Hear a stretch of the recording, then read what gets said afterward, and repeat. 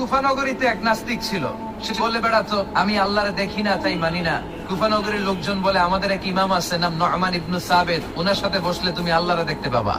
সে বলে তাই, তাহলে তোমাদের ইমামকে ডাকো।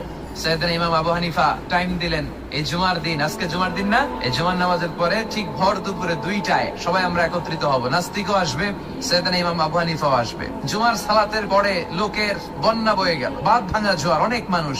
নাস্তিক এসেছে, লক্ষ লক্ষ লোক এসেছে, আসে নাই ইমাম আবু হানিফা। আসে না আধা ঘন্টা, 1 ঘন্টা, 2 ঘন্টা পরে আসছে। নাস্তিক বলে এই তোমাদের ইমাম যার কোনো সময়ের জ্ঞানই নাই, এর সাথে কিসের তর্ক? সাইয়েদনা ইমাম আবু হানিফা বলে ইনদি উযর, আমার ওযর আছে। কি ওযর? সাইয়েদনা ইমাম আবু হানিফা বলেন আমি ঘর থেকে বের হয়ে আসার পথে একটা নদী পার হয়ে আসতে হয়।